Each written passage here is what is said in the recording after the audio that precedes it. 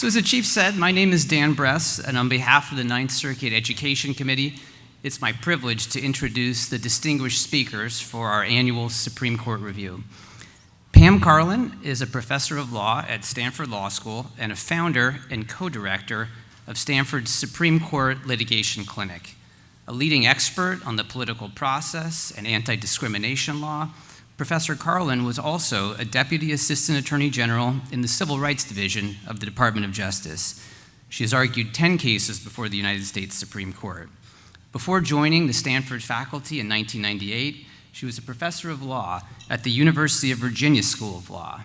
She was a law clerk to Judge Abraham Sofar of the United States District Court for the Southern District of New York and to Justice Harry Blackmun of the Supreme Court. Jeff Wall is a partner at Sullivan Cromwell, where he leads the firm's Supreme Court and Appellate practice.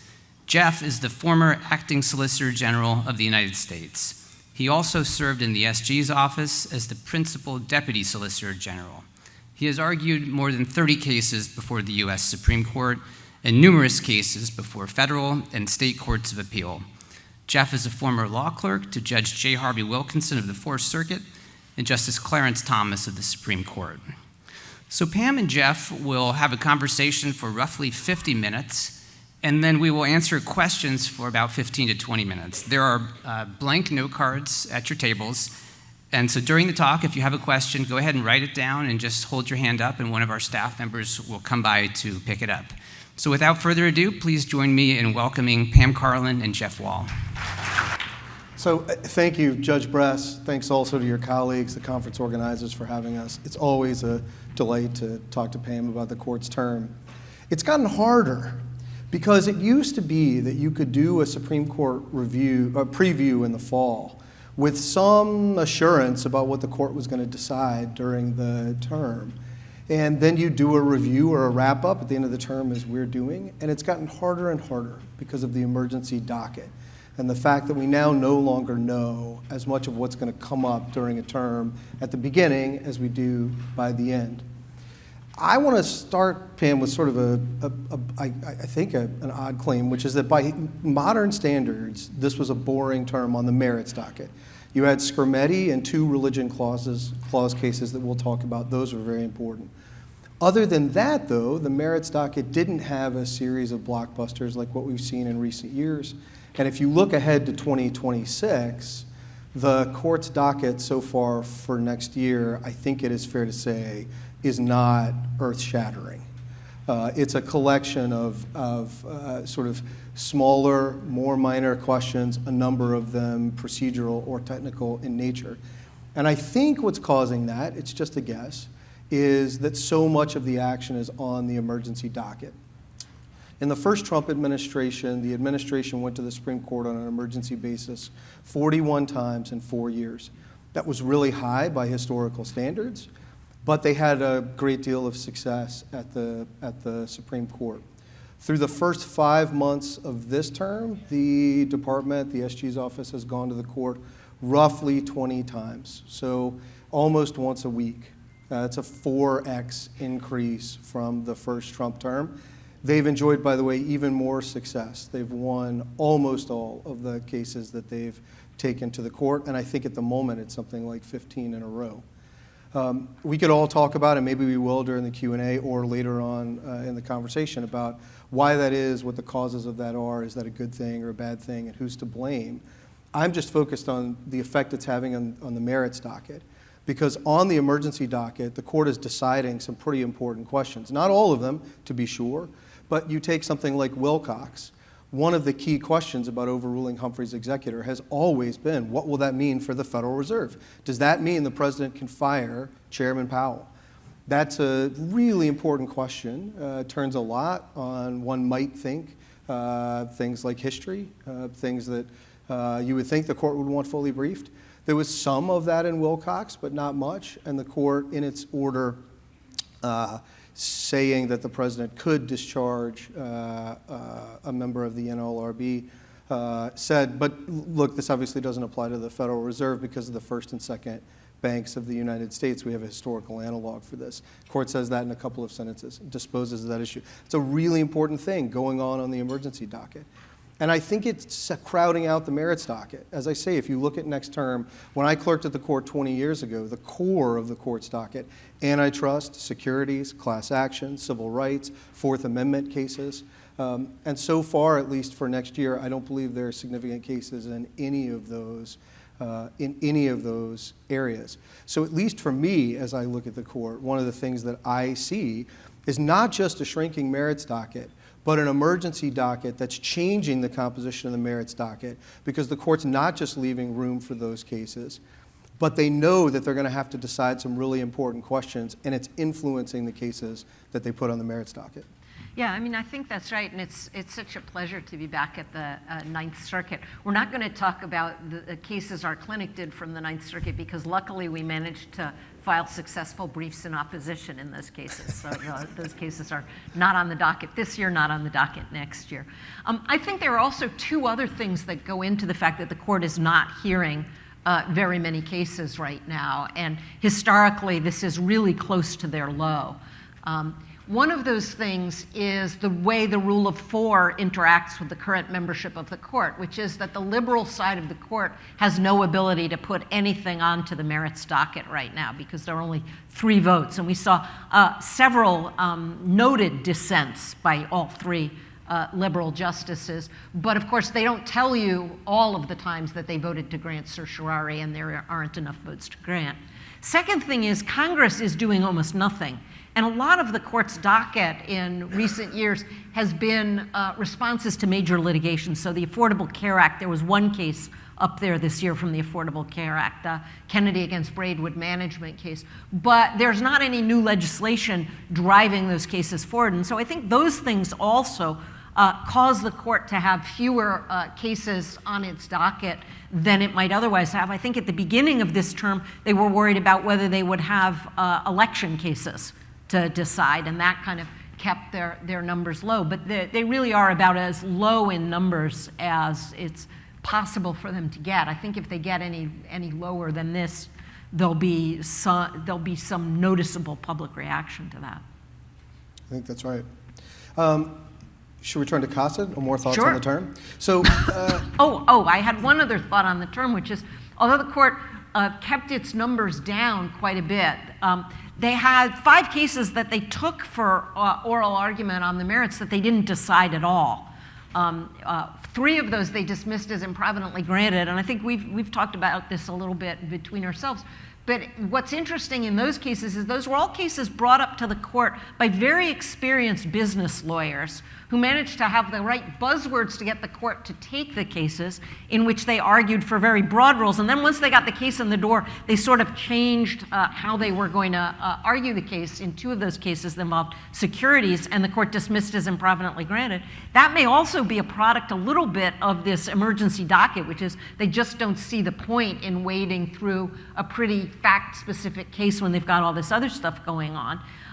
One case they affirmed by an equally divided court. This was one of the religion clause cases they had up there. It was about whether Oklahoma could have a charter school that is overtly religious. It was going to be the St. Isidore of Seville charter school. It was going to be a remote school. And the favorite fact I have about this is, why is the remote charter school called St. Isidore of Seville? It's because Pope John Paul II named St. Isidore of Seville the patron saint of the internet.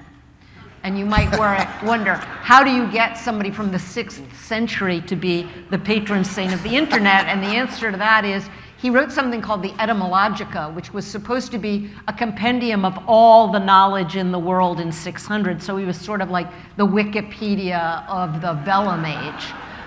But that case was affirmed by an equally divided court, which I think was a pretty predictable result in some ways, given that Justice Barrett was recused.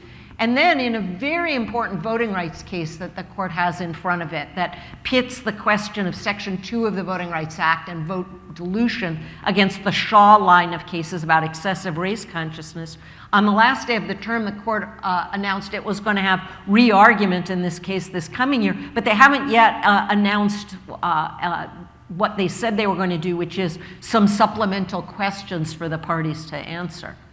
Yeah, I'd say as a member largely of the defense bar, I think the digs, the dismissals as improvidently granted in Facebook and video are a little frustrating because it feels very hard to get the court to grant in some of these core areas like antitrust or securities or class actions, and then once they're granted, as soon as you acknowledge that although you have a rule, there may be some nuance or some exception to it, it does feel like, well, you're out the door.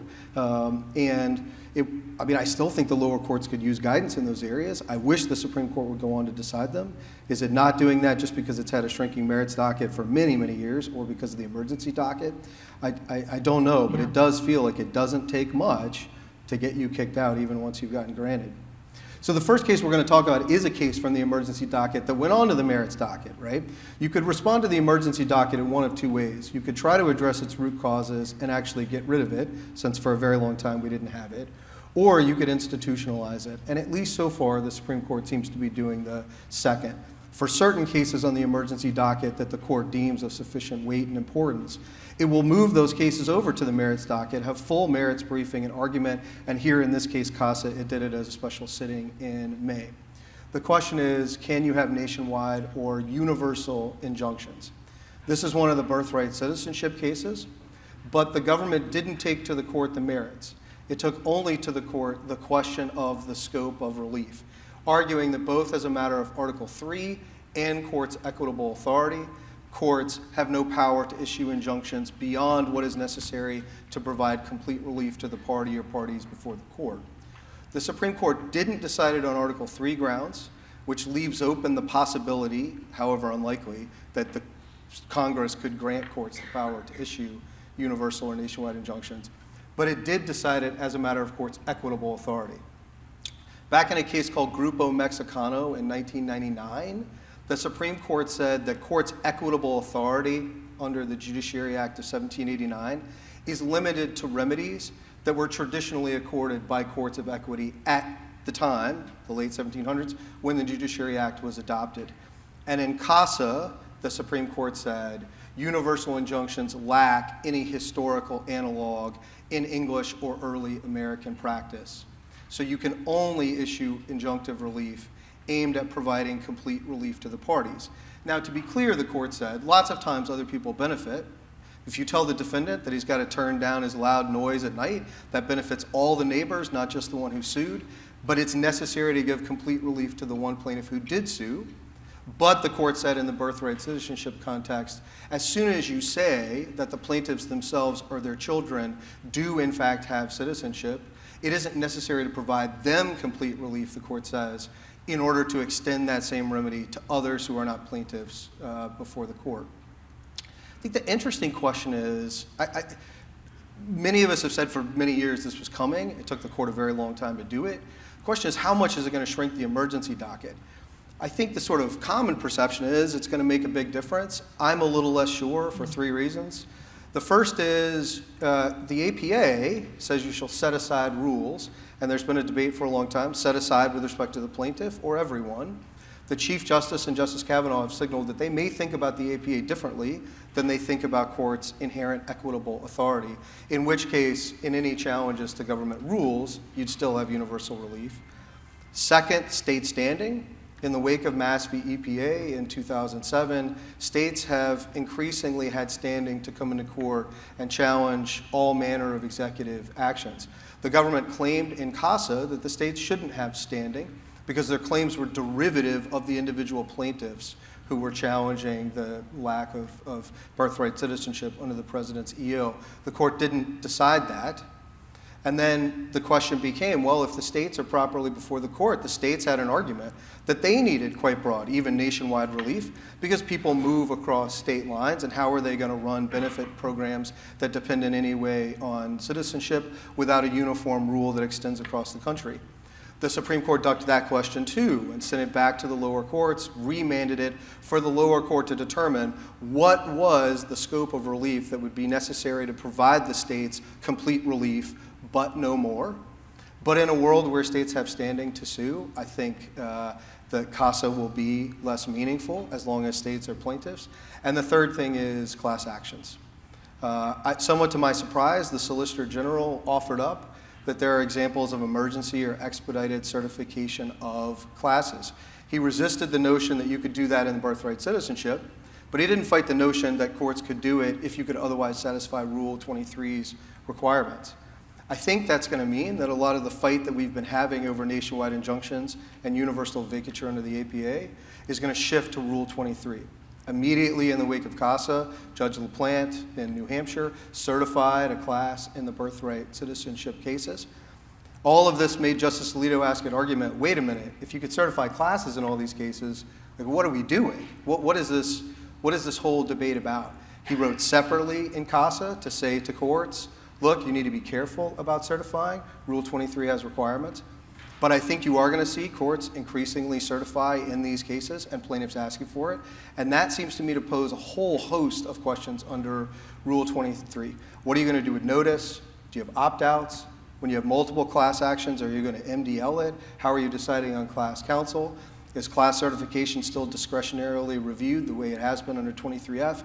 All sorts of things that we haven't had to answer because we haven't been using Rule 23 by and large to certify classes in these politically charged challenges to executive action. But that seems to be the coming fight over the next few years.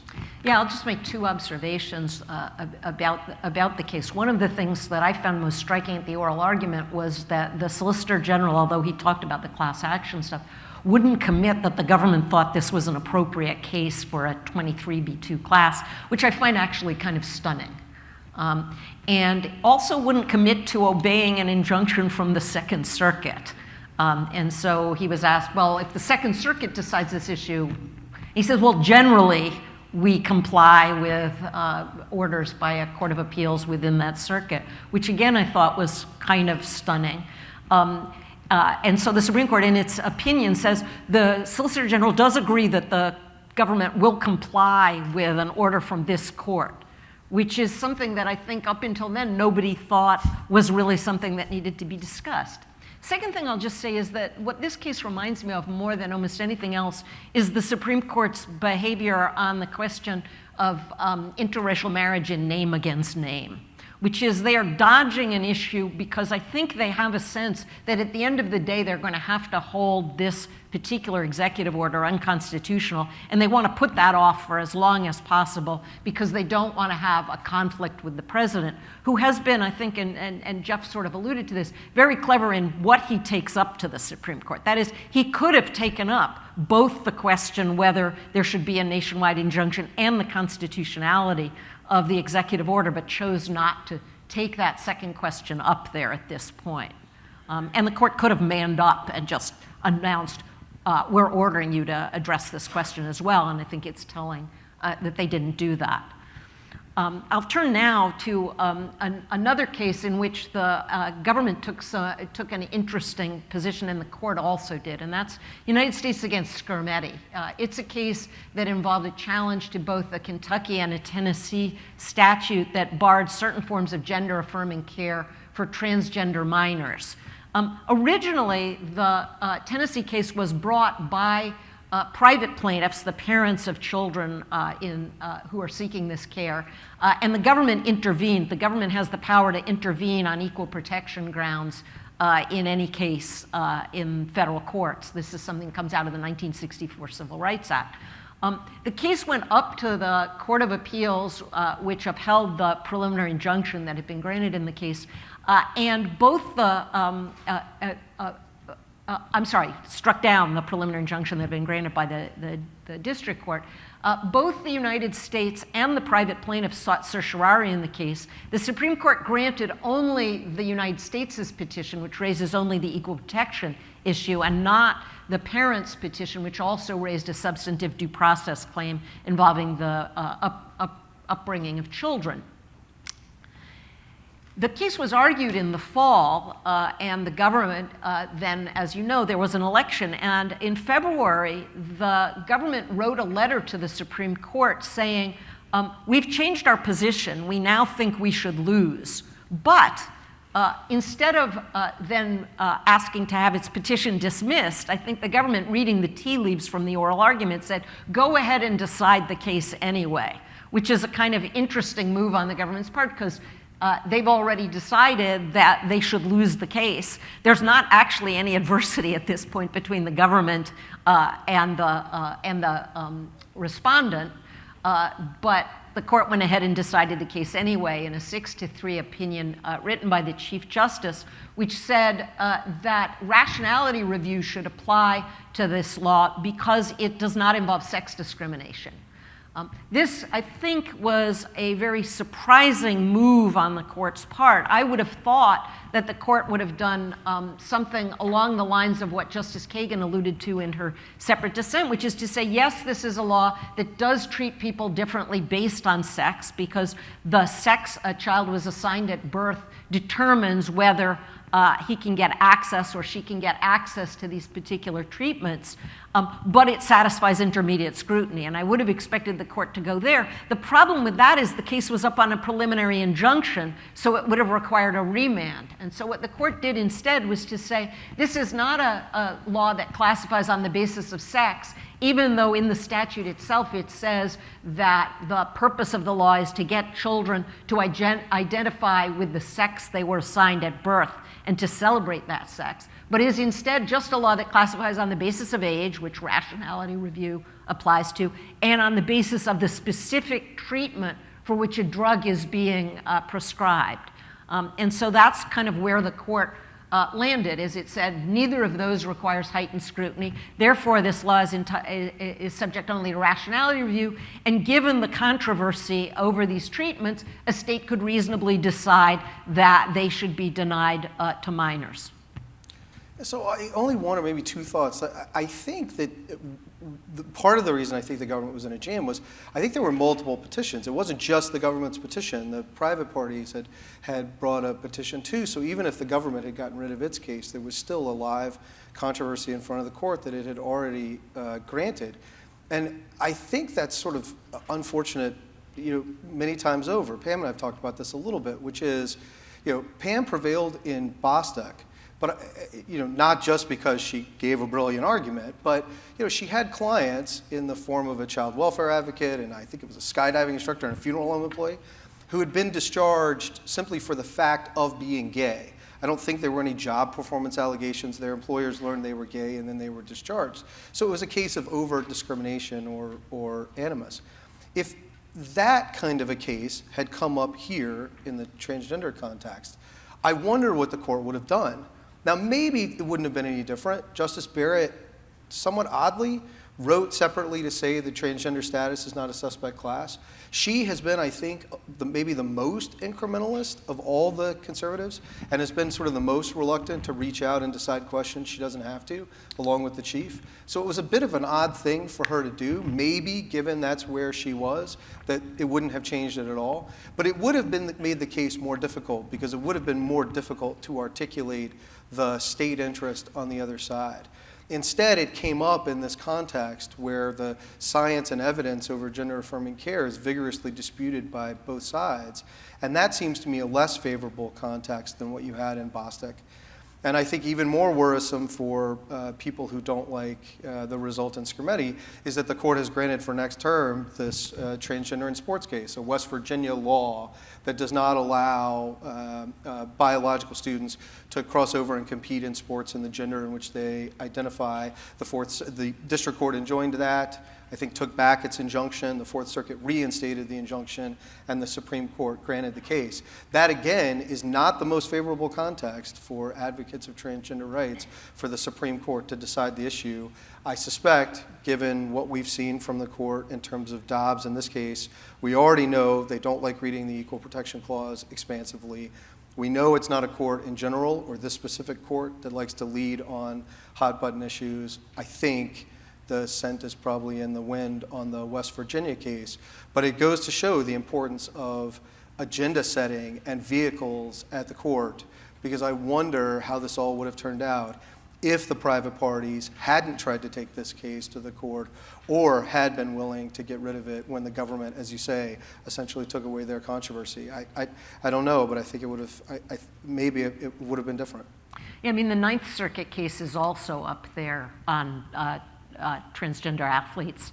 And that case is a Title IX case, which the Supreme Court tried to think a bit in Scrimeti to say, well, the because of sex language that appears in Title VII doesn't appear in the Equal Protection Clause. And so it does appear in Title IX. So it'll be interesting to see what happens there. My Machiavellian suspicion about why the Supreme Court didn't also take the parents' case in Scrimeti goes to the next case we're going to talk about, which is a case called Mahmoud against Taylor.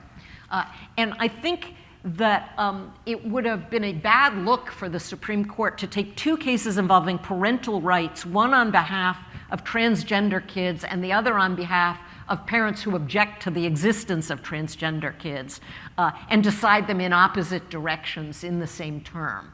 So Mahmoud against Taylor involves the Montgomery County School Board's decision to eliminate its program for telling parents ahead of time and then allowing parents to opt out of a classroom in which a teacher reads from any one of a variety of books that involve transgender or gay individuals. The lead book, if you will, in the case is something called Uncle Bobby's Wedding, which is about Uncle Bobby who decides to marry his male partner.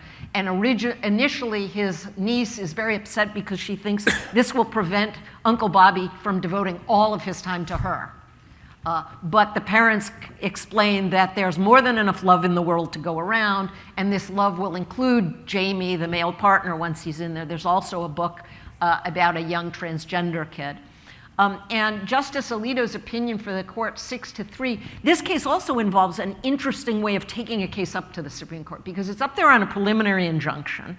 So there's not really a full record. And it was up solely on the question, technically solely on the question presented, of whether it burdens a parent's free exercise rights for the parent not to be given notice and an ability to opt his or her child out of the classroom. And a bunch of culturally conservative parents brought this lawsuit. And so theoretically, the only issue up in front of the court was whether there was an undue burden on someone's religious exercise for not being able to opt their child out.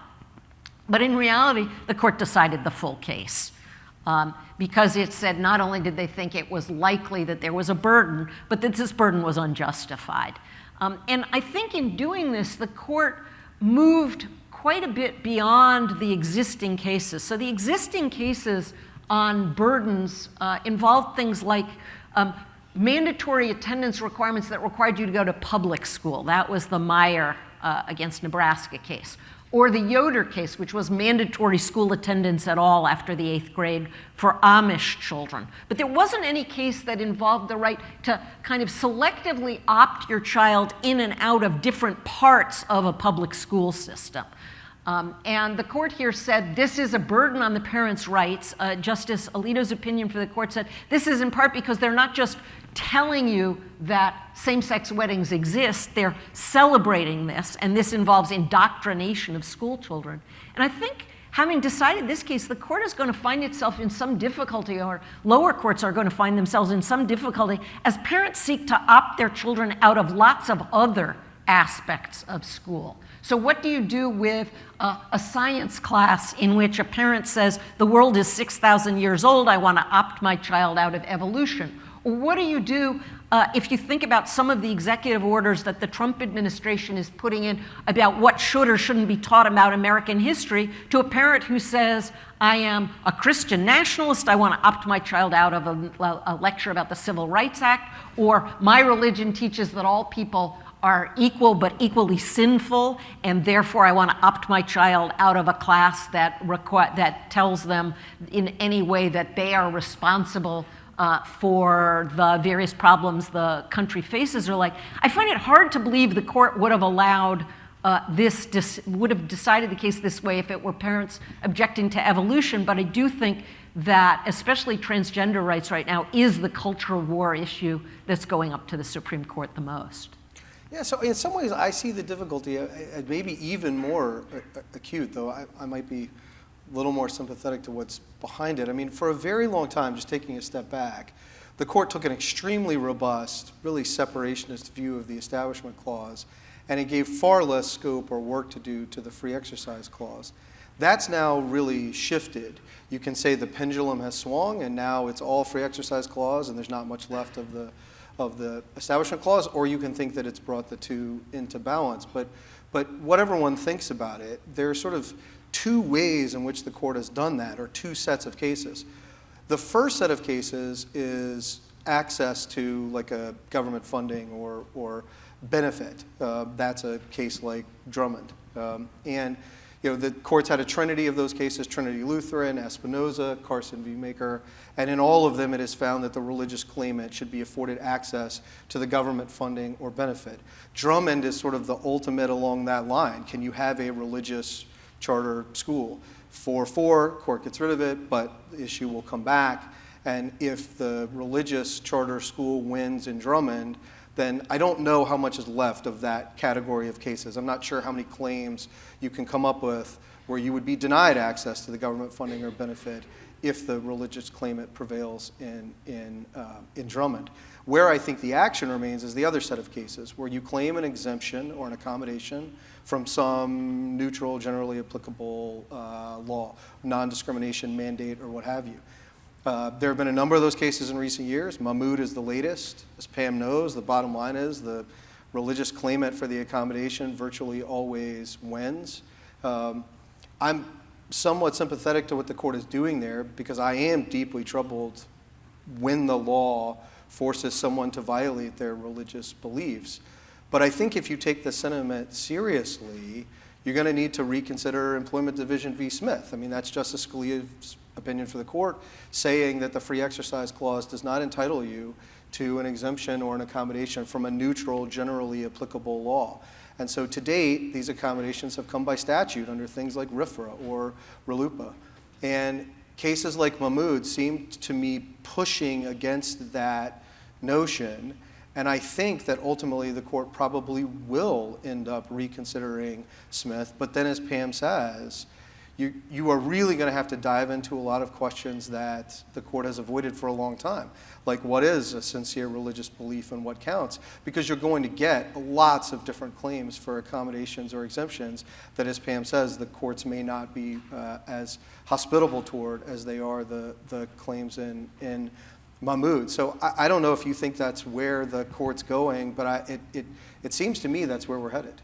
Yeah, and of course the solution from the school board's perspective is to just dumb everything down or avoid any controversy at all. That is, take the Uncle Bobby's book out of the classroom because the idea that you're going to have children going in and out of particular classrooms based on which stories other kids in the class pick from the bookshelf to ask the teacher to read, just that way lies madness. And so the only solution is going to be a solution that takes everything controversial out of the school system, and that's probably a bad thing. Yeah, I will say the school district's defense of the Supreme Court was sort of interesting because at oral argument, the advocate really tried to run away from the notion that these were value-laden books who were meant to achieve any of this content education, as opposed to just saying, look, we're not required to give an accommodation. These are decisions that should rest with local school boards. And in Montgomery County, Maryland, we can make a choice that we want to teach things that they don't want to teach in counties that are more conservative. And they ran away from that notion pretty hard in the Supreme Court, and I think it was hard to take the line that they did and cobble together any support. Yeah, I mean it's a tough issue because theoretically the only thing that was up there was, does this burden the parents? And this goes back to your point about sincere religious belief. If somebody says this burdens my religion, how do you say, no, actually, we don't think your religion is burdened at all? Yeah. It's a little bit of a tough move once you get away from the cases like Little Bird of the Snow, Roy, or the logging case. Yeah. So non-delegation. Court had a case this term called FCC versus Consumers Research.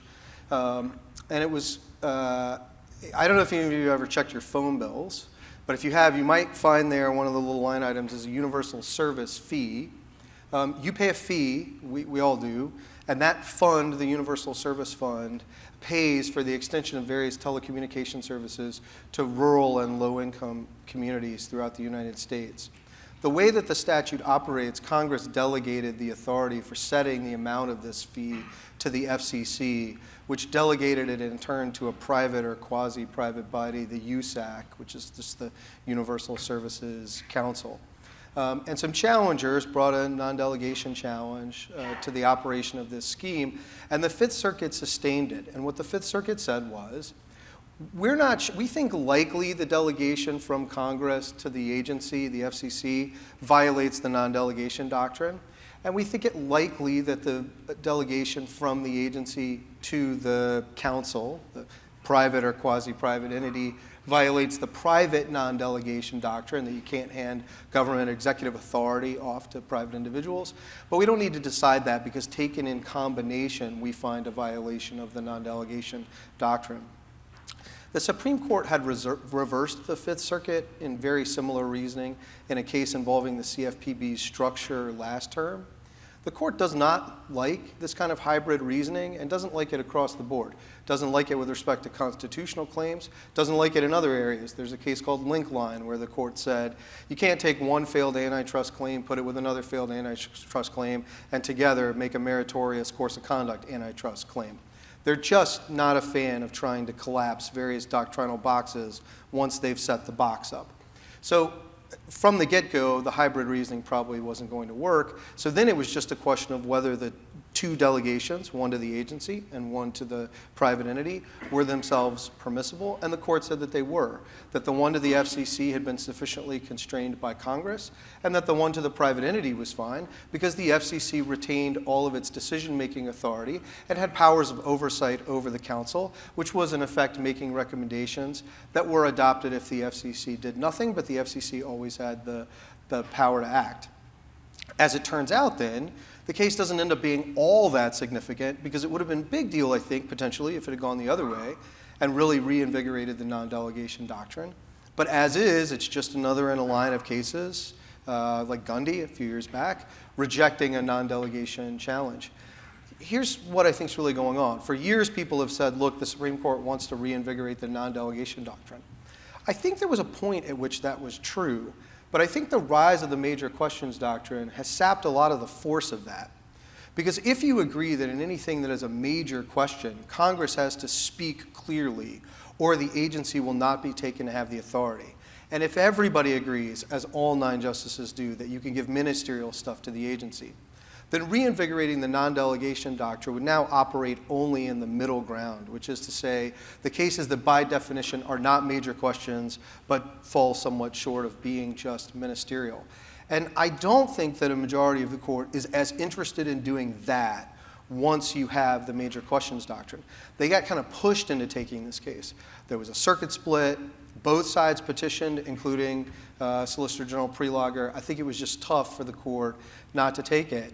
But I will say the court still did make one interesting move, and I'm curious to see how it plays out over time, which is the court sort of set up, it wasn't express about it, but I think what it was doing was, it seems to sort of set up a sliding scale and say, look, when you get to full-blown major questions, Congress has to speak clearly or you can't do it. But of course, the more important a thing is, the more guidance Congress needs to provide and the more specificity it needs to provide. So I think that, I'll be curious to see, but I think for judges who still want to give real heft to the non-delegation doctrine, there will be some set of cases out there where they will say, well, it's short of a major question, but it's sufficiently important that I still think Congress needed to be clearer in this statute than it was. But I think that's a much smaller set than it would have been if the court had gone the other way and said, oh, this particular statute violates the non-delegation doctrine. Do you think that Loper-Bright is also going to play into that in a way, which is now that the court has decided that they don't have to defer to the agencies, a lot of the things that would have been decided on non-delegation grounds, if they don't like them, they're just going to say, we don't think the statute goes that far. Yeah, so I'll give you one interesting example. I argued, I had the net neutrality case in the Sixth Circuit recently. Obviously, that's one that is flip-flopped across administrations. We got a stay from a Sixth Circuit panel, which was an ideologically diverse panel on major questions grounds. And when I showed up for the merits argument in front of the panel, which was a different panel, the first words out of my mouth were major questions doctrine, we already got a stay, you already figured out we were likely correct. And in the first 30 seconds, Judge Kethledge said, I'm not interested in the major questions doctrine. I'm only interested in the text of the act. My colleagues may be, feel free to talk to them about it. I only want to talk about the text of the act. And the argument was dominated by a discussion of the text of the Telecommunications Act. And the Sixth Circuit, notwithstanding what the state panel had done, decided it on the text of the Telecommunications Act and said that the act did not allow the FCC to adopt the regulations at all. So I do think you're starting to see more of that from courts that are, yes, there is some interest in the threshold stuff, but there's a lot of interest in just going to the text. Yeah, and you talked a little bit before about Wilcox. I don't know if you want to talk a little bit more about that, but the other place where you saw the Fifth Circuit getting slapped down was Kennedy against Braidwood Management, which was about the essentially quasi-private but appointed panel that decide which preventative care services are covered under the Affordable Care Act. And the Fifth Circuit treated that as a group of people who had to be, who were principal officers and therefore had to be appointed by the president with the consent of the Senate. The court decided no, didn't have to be, because these people can always be fired from their jobs by the Secretary of HHS, who then can retain control over what actually goes into the package of preventative services. Yep. And I think that's the same kind of thing going on there. Should we talk about the emergency docket? Why not? Yeah. You want to start us off? Because otherwise we would have to talk to you about some incredibly boring cases that the Supreme Court decided on its merits. So I want to start actually with the most recent one of them, which was McMahon against New York. This is the case about the essential kneecapping of the Department of Education. This is one of the many cases in which the court issued a stay that does not explain which from among the 3 or 4 different arguments the government had made was the reason why they were staying the decision, essentially to fire half of the people in the Department of Education. And I think one of the things that the court is doing more and more here is by not explaining what's going on, it leaves no guidance to other courts about how they should be deciding these cases. That is, the Supreme Court has moved away, I think, from really talking about the 4 factors for a stay or for a preliminary injunction, and doesn't tell you what's really going on here. My own view is that in a number of these cases, the decision to stay is essentially the merits decision at the end of the day, because you can't remake what has been destroyed here. And that was, I think, Justice Sotomayor's point in dissent, which is once you fire all these people and you allow the firings to go through, it's hard to get them back, because they go on to find other jobs, they move to other places, they decide that their government job, even though it was a civil service job, is no longer secure, and so they're not willing to make the trade-off that they initially made between pay, for example, and the job. And so in a number of these cases, I think the Supreme Court should not be stepping in with unexplained stays, and almost all of them are unexplained. The only one that was really kind of explained in a way that I thought gave you a sense of things was Wilcox. And what they did there, I think, was almost entirely designed to kind of calm the markets by saying, whatever we do with Humphrey's executor, which I'm starting to call Humphrey's executioner instead, because I think they're about to get rid of it, whatever they do there, don't worry, we're not going to do it to the Fed. Which is, I think, the ultimate in pragmatic consequentialist reasoning by a court that claims never to do that. Yeah, I think the court's in a tough spot on this one, which is, I agree with you that Justice Barrett seems to me to take the factors seriously and to vote against emergency relief when she thinks that the other factors aren't met or the government's showing of harm is outweighed by the private party's showing of harm.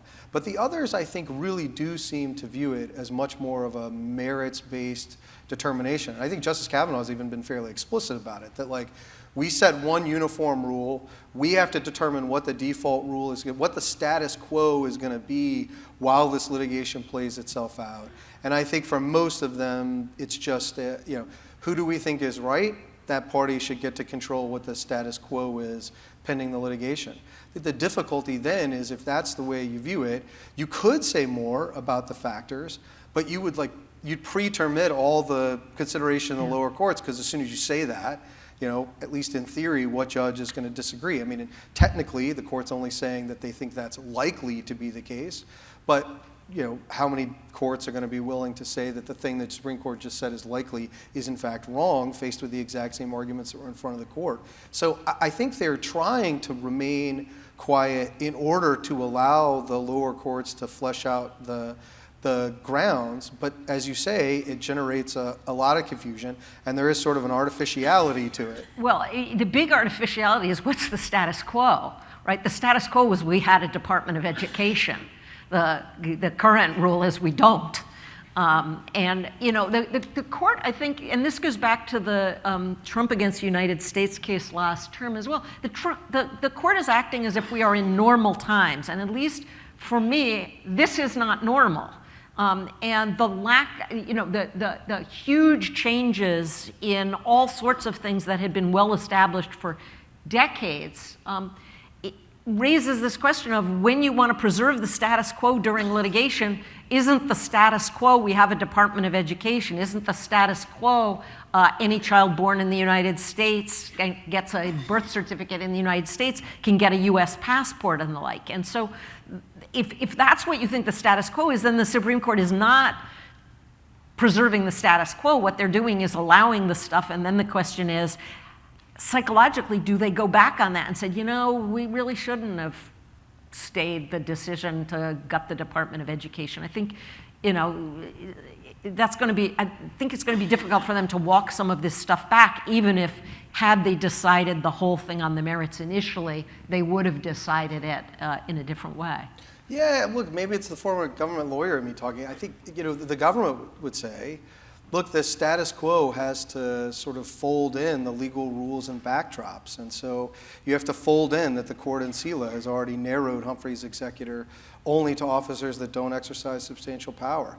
It has to fold in that courts have historically said that you defer to the military, or that the president has a lot of authority with respect to the immigration laws. And so it's a little, I think it's a little difficult to figure out what is the status quo in some of these cases. Maybe not in a case like birthright citizenship, that one's easier. But I think in some of them it is tough. I mean, I'll give you one example.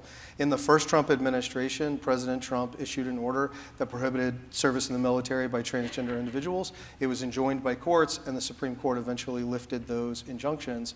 He did the same thing this time around, a virtually identical order, virtually identical injunctions. It went up to the Supreme Court, which again stayed the injunctions. Is that the court disturbing the status quo, or was it lower courts not understanding what really the right status quo was?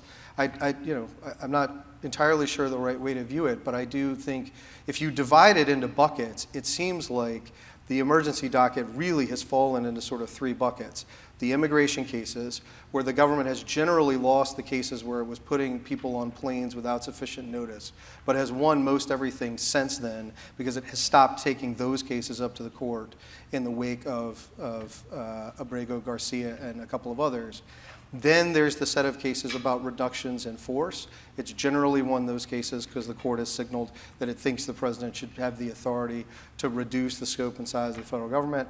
And then the sort of Humphrey's executor cases. And again, the court signaled it's going to give a very narrow reading of Humphrey's executor. But of course, Judge Alicorn in DDC just ruled the other day with respect to FTC Commissioner Slaughter that she's covered by Humphrey's executor and that she's entitled to be reinstated at the agency. It's hard to find an agency that's more like the FTC than the FTC. Than the FTC. And so, I mean, I think, tell me if I'm wrong, I think this is the Humphrey's executor case. I mean, I think the court has to take this and say either it still applies to the FTC and nobody else, or it's a dead letter and we're carving out the Fed. And it seems like in Wilcox, they suggested they're going to do the latter.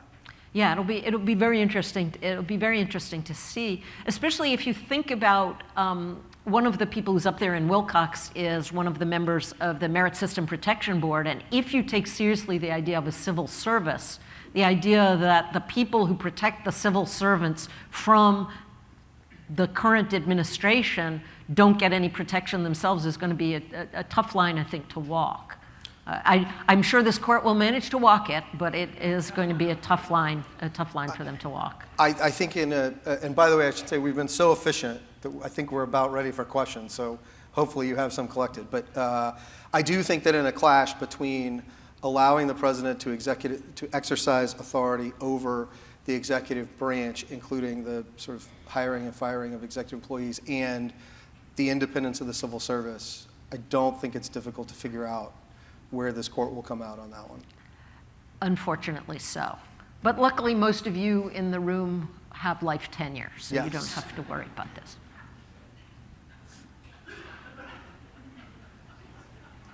All right, so let's see. Here, I'll give you that one. That's a good one. Okay. Any news sites on how the court is treating precedent? Not well. Not well at all. No, I mean, so one of the things about the court is there are some precedents that they have clearly had in their sights for years. I think Humphrey's Executor is a pretty good example of this. I'm intrigued by your point about employee division against Smith, because they've had that up there a bunch and have not seemed to bite on that yet. The constitutionality of the Voting Rights Act, I think, is something that is kind of floating around. Interestingly, Justice Kavanaugh just gave a stay in an Eighth Circuit case where the Eighth Circuit held that there is no private right of action under the Voting Rights Act. That is, that voters who've been denied the right to vote or who allege that their votes have been diluted by redistricting schemes have no private right of action, which is, I think, a stunning decision by the Eighth Circuit. That precedent, I don't think, is likely to go anywhere. At least I'm hopeful not. But I think a lot of the members of the current court think that if they think a particular precedent was wrongly decided, there's not much in the traditional stare decisis factors that require them to stick with it. So what is the status of the tiers of scrutiny? That's a great question. I think that the tiers of scrutiny are sort of something that the court observes, except when they don't. You lower courts do not have that freedom, and they haven't given it to you. But there was a pornography case out of Texas, Paxton, and Texas had a law that required age verification in order to access porn websites. And the challenger said, okay, look, we understand that you may be able to do this with respect to minors, but you're placing a significant burden on the First Amendment rights of adults in order to access this pornographic material. And it didn't seem to me going into the case, Pam is much more a First Amendment scholar than I am, but it seemed to me that the Texas law sort of had a fair bit to recommend it as a matter of common sense. Maybe that's because I'm a parent of a 10-year-old and a 6-year-old, and I sort of look at this in a different way in a world full of iPads and iPhones, but it wasn't clear to me that Texas could neatly satisfy the tiers of scrutiny or that they fit the case very well.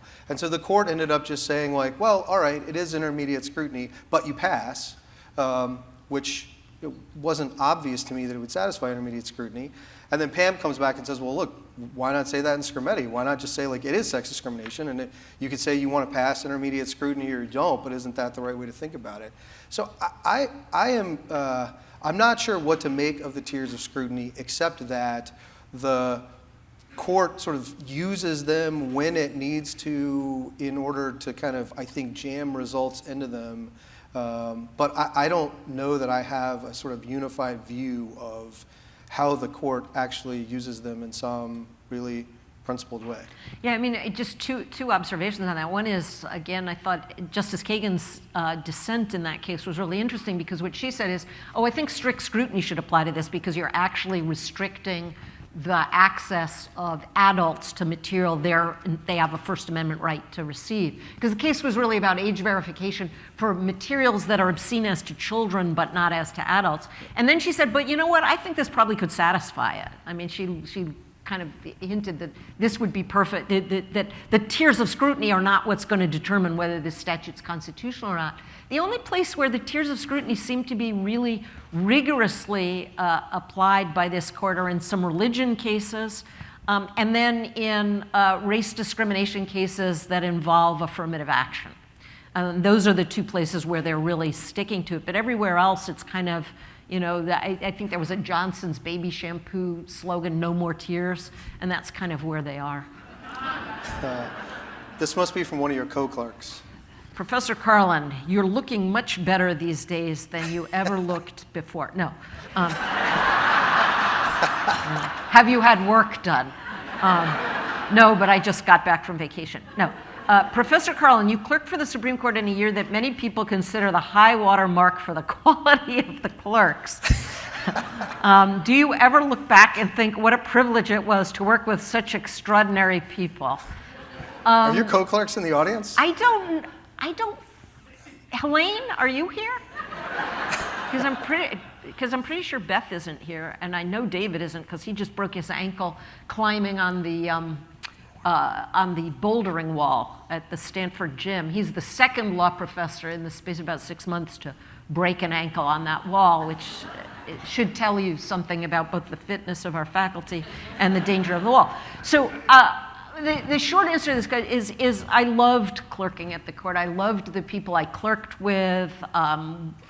We did not win all of the cases that I was hoping our side would win, but we won a fair number of them.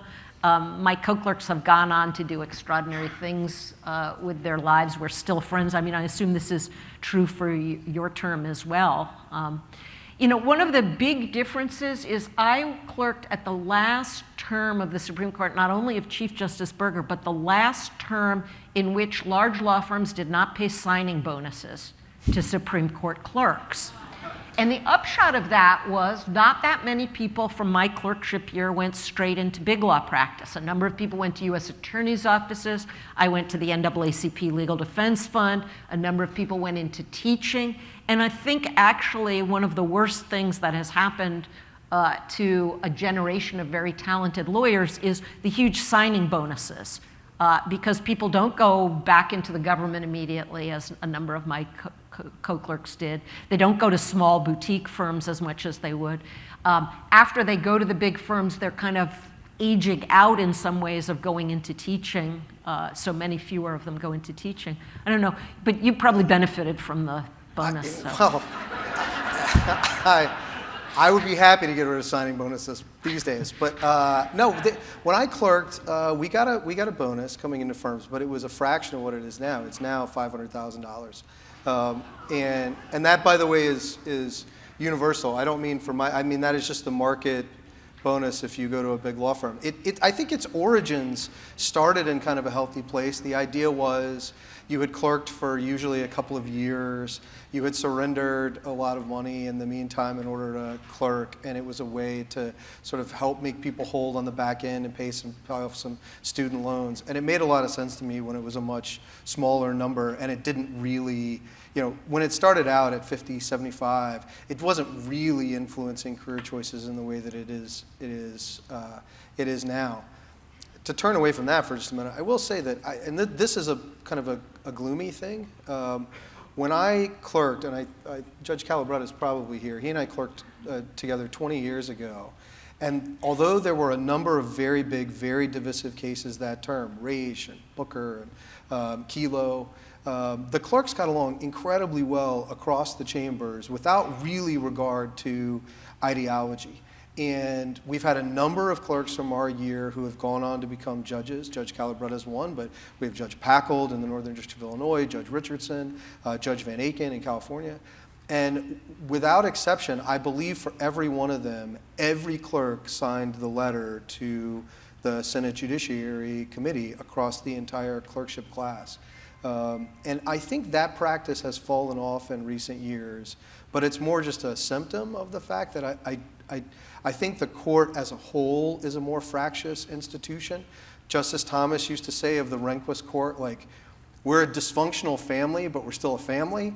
You know, we don't all get along all the time, but we still have, there was sort of a warmth and affection among a number of the justices that I saw when I was clerking.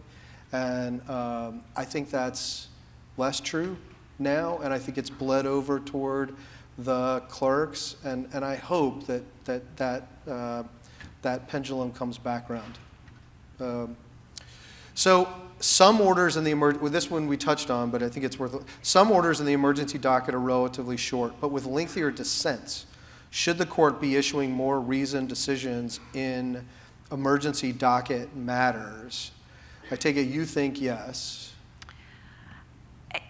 Either that or they shouldn't be granting so many stays. Yeah.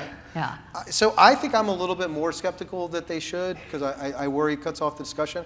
I think the really hard question is the one Pam just posed, which is, it is really easy to bemoan the emergency docket, but it is much harder to figure out like what you should do about it.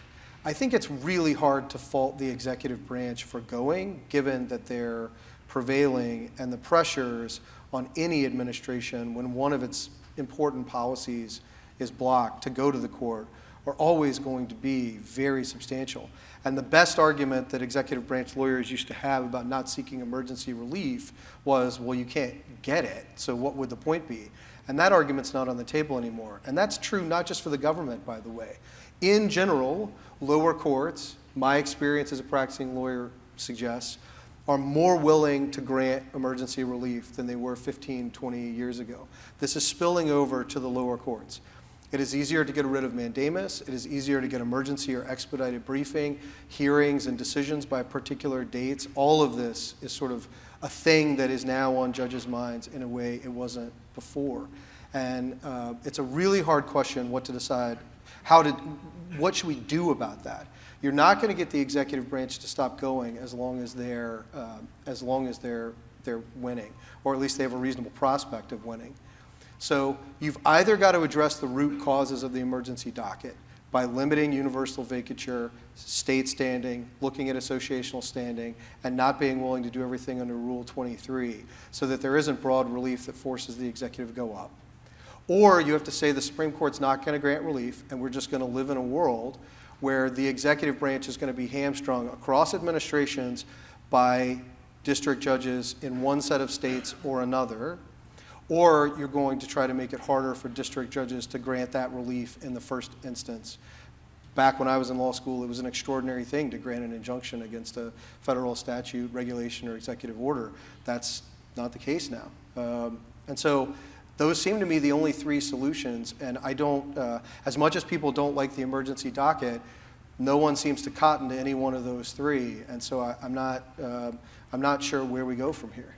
Yeah, I mean, I think the other thing is, of course, if you manage not to have these cases coming up on the broad issue, then the government can lose repeatedly and never take the case up because of the non-acquiescence doctrine. Mm-hmm.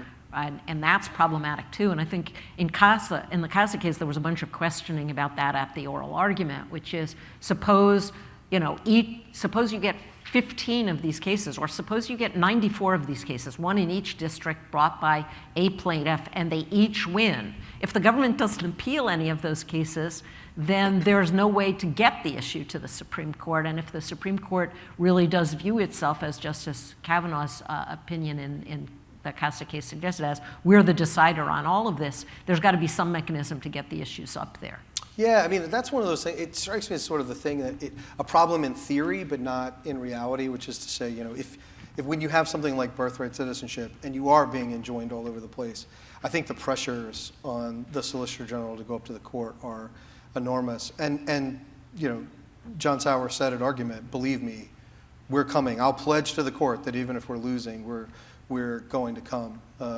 But that was Justice Kagan. One of Justice Kagan's big concerns was you're just losing across the board. You're going to shield it from us by never actually bringing it to us, but making people keep fighting you in the lower courts. And he said, no, I promise you we're going to come.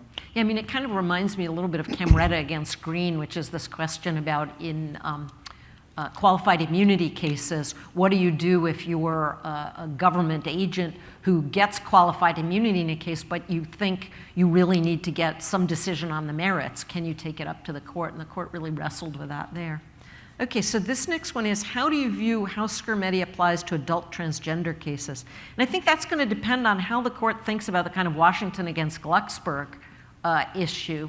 And the reason I think that is that if, for example, a state were to ban gender-affirming care for adults, the rationales that it gave in Scarametti, which were about this is very controversial and there are arguments that it is irreversible and children shouldn't be making these decisions, and maybe even the parents of children shouldn't be making them.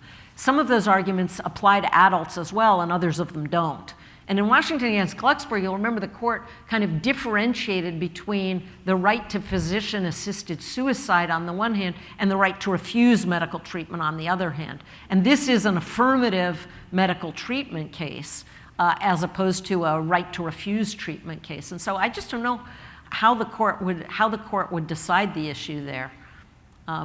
I would be surprised if there are states that are going to pass these laws with regard to adults, but how the court would decide them, I don't know, given what it said in Scarametti, which is this isn't sex discrimination at all, and rationality review applies because the court did say there it applies because it's both, the only things this statute differentiates on are age on the one hand and medical treatment on the other. But the medical treatment claim, if you take it out of the transgender treatment area, suppose the government passes a law that says you can't do an off-label use of this particular FDA drug. I mean, right now, most FDA drugs, you can do off-label uses. So the drug is supposed to be, a diabetes medicine, but they give it to people for weight loss or the like. If that's not something that the government can generally ban that, it just doesn't. And so if the government banned the use of particular hormones for gender-affirming care, I don't know how that would be different. Unless you treat it as it's a form of sex discrimination that needs some form of heightened scrutiny, or it's discriminating against transgender people, which needs some form of heightened scrutiny, and neither of those is something the court has yet said. Yeah. So this is a great question, and Pam, I'm really curious for your views because I'm not sure I know the answer. We hear a lot about Justice Barrett's role on the court. How do you see her role? And I have to say, I think she's the most interesting of the justices to me at this point. She sometimes will cross over and vote with the more liberal members of the court. She will sometimes vote to deny emergency relief, even if she thinks that the challengers are likely to prevail on the merits because they haven't satisfied the other factors. She's generally cautious and incremental, but see the separate opinion in Scarametti saying transgender status not a suspect class. She's an extremely incisive questioner at oral argument in a very gracious and civil way. She's not pointed or mean or hostile, but she, much like Justices Alito and Kagan, will just keep going until they can really pin down the answer to the question. I mean, she kind of, you can't get away. And so I'm not, it's too soon, I think, to give a verdict on what, her role on the court and how exactly she's affecting the coalitions. But I'm really curious for your view. Yeah, I mean, I share your view on, and one of the things you said about how she keeps going on the questions reminds me of something else that has been a big change at the Supreme Court over the last couple of years, in addition to the emergency docket, which was during COVID, they didn't want to do Zoom arguments the way a lot of courts of appeals do, or I think because they really don't want their arguments televised and they didn't want to show that it was technologically possible to do that. So they did everything over conference call phones, which meant that they had to go to seriatim questioning as opposed to the free-for-all that they had previously done because they couldn't see each other. And some of them went to the bathroom during the oral arguments, which probably they also shouldn't have done, or at least hit mute. But they have kept, as they went back to their traditional argument style, they've kept this round that some people call the speed round, or like where an individual justice gets to ask questions.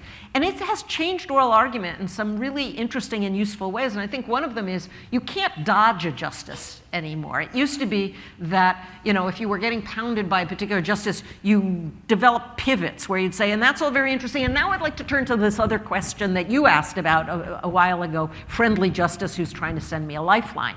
And now you can't do that. And I think some of the justices have used this to very good effect. The other thing that I will say, and I'm not just saying this because I'm sitting here with you, Jeff, is that I think one of the best things that came out of this is Justice Thomas started to ask questions at oral argument, because he asks very interesting questions, and also sometimes he asks questions where you have an answer to what he's asking. But in the old days, you never got to give that answer. And so he would write a separate opinion saying, well, what about this? And you would say, well, if only you had asked, I could have said. Yeah, when I was clerking for him, he rarely asked questions at the time, but he would say publicly he would say, look, I don't ask questions because when I came on the court, this wasn't the way we did it. You know, Byron White, Potter Stewart, these guys, it wasn't a rapid fire round. We weren't cutting off advocates. We weren't talking over each other. And he used to say, I find the entire thing sort of unbecoming a Supreme Court. And the interesting thing is in the new format, he meant it. In the old days, Justice O'Connor always got the first question if she wanted it. And then it became Justice Ginsburg, always had the first question at argument. And now Justice Thomas, as the most senior other than the chief, always has the first question or two if he wants it. And then then it becomes sort of a free-for-all. And then, as Pam said, you do the seriatim where you go down the list. And if anybody had any questions that they didn't get in, they get to ask them. And it makes the arguments a lot longer. Oh, yeah. I mean, a lot longer. When Rehnquist was the chief, when the red light came on, you stopped mid-sentence, mid-word. And if you did not, he cut you off and he invited you to sit down. The case was submitted. Arguments went for 1 hour and 1 hour only. Now, an argument can go 2.5, even 3 hours in a major case. And so they're going sometimes well into the afternoon. It's hard on advocates because we don't get to have snacks like the justices do. We don't get to just get up and slip out for a bathroom break and all. It's hard. But I will say that I may be a minority on this. I really like the new argument format. I'm a much bigger fan of it. These are huge cases. They're very important. The 1 hour did strike me as very artificial. In every case, is it good? No. Have we gone too far? Are there some where we could ask fewer questions and shorten it up? Yes, they could be an hour 15, hour 20. They don't need to be 2 hours. That would be. But in general, I think it's a really good thing, and in part for the reason you said, which is it puts a real premium on an ability and a willingness to answer a justice's question, because you can't get away from it anymore. I mean, they can keep asking until they've really got you pinned down on their specific question. And I think that's a good thing. And that leads into, do I have time for one more? Oh, it's or no? Judge Red Light. I'm supposed to keep us on schedule. Well, you missed my favorite one. The Supreme Court bar seems to be more and more limited to a few leading advocates. Can you comment on this? Yes, I think it's great. Loved it, hated it. Okay, well, please join me in a big round of applause.